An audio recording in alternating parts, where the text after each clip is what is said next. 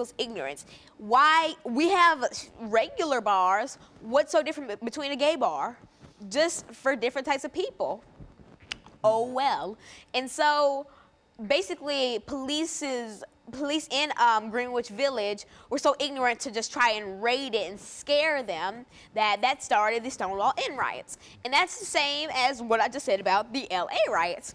And now I was also saying in the second segment, I had commentary. I was saying that the LGBT movement, it's growing by the day, and it's getting stronger, and more people are starting to listen, and it's almost a form of bullying. I mean, because you're scaring lesbian, gay, bisexual, and transgender people into hiding their true selves because of your ignorance and how you will try to treat them in society. I've seen stories of people who had to pretend that they weren't gay or LGBT because they wanted to get jobs or they wanted to go somewhere. And that's not a world that we should live in. We should live in a world where you're proud to be yourself. And right now, I was just thinking about the movie Imitation of Life. Now, the main character, she did not want to be black, and so she pretended that she was white because she had light skin, and she wanted to do that because she lived in a world where being black, and she lived in a community where being black wasn't accepted, and she didn't want to be associated with black people because of the stereotypes that black people have, that we all eat fried chicken and we all love Kool-Aid and that we're all so ignorant and have nappy hair. And that's not black people at all. We're a strong foundation. We're just like any other race. Ghetto should not be a synonym for black. The word ghetto should not exist. Ghetto is just another word that you use to break people. Ghetto is just a discriminative word, and it's not something that should be in our everyday vocabulary. I shouldn't go to school and hear, you're so ghetto, and you live in the projects, and you use food stamps. You shouldn't make fun of other people's lives because, oh well, if that's the way that they live, then let them live that way.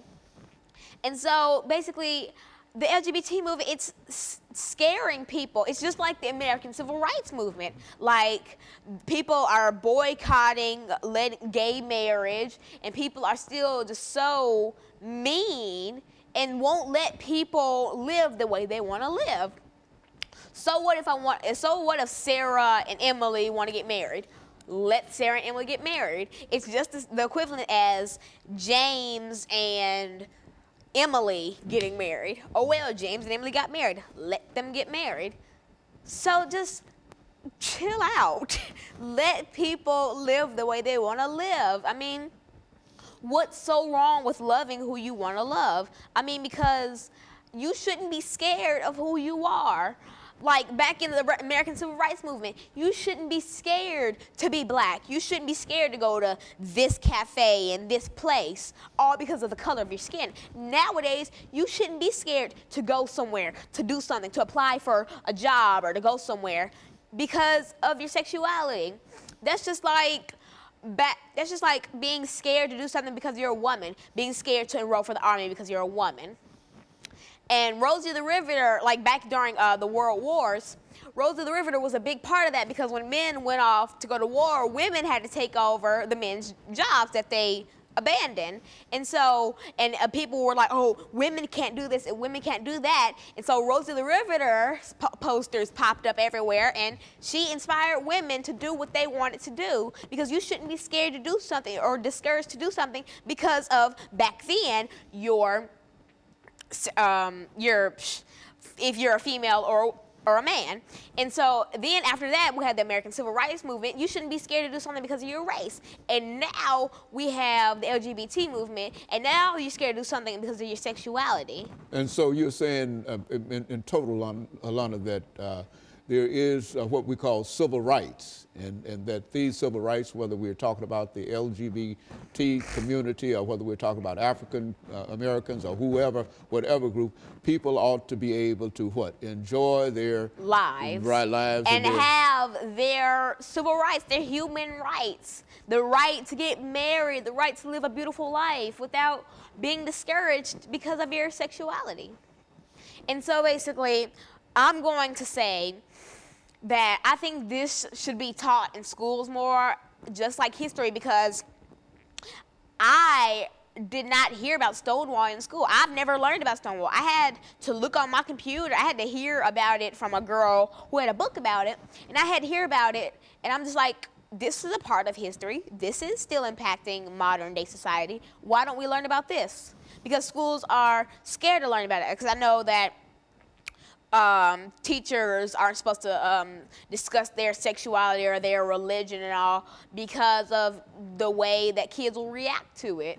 But I think that everybody should have the right to be themselves. You shouldn't be scared of who you are.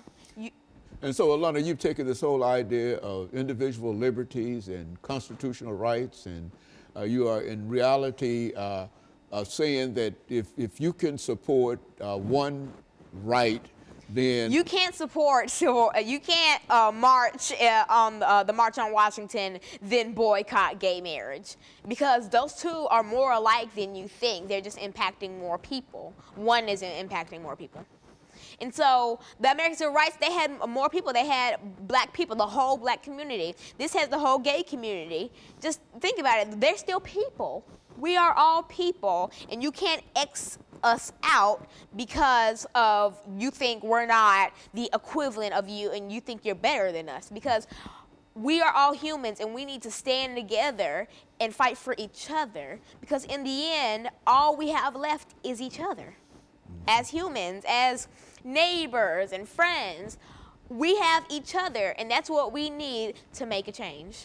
Alana, let me sort of bring this to some conclusion here to tell you that I had my misgivings in reference to bringing this information forward, and especially bringing this information to have you to succumb in a real sense to your desire to talk about this as a topic, you see. But I think nevertheless it did serve as an opportunity to hear not only your expression in reference to this, but to understand that even children your age, because in many instances you're talking about something that many people don't regard as a child's topic, but since and what I think that you're demonstrating is that there is an awareness not only among elderlies and young people, but there's also an awareness among people in your age level and et cetera,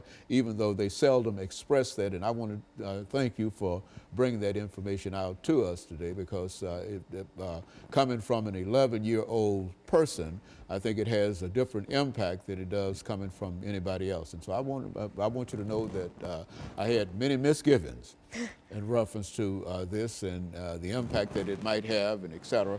But nevertheless, I thought that it was important since, and since it appeared that this was the only topic that you were willing to deal with today, that we could, in a real sense, deal with this. And I want to thank you for bringing the information, and I want to encourage myself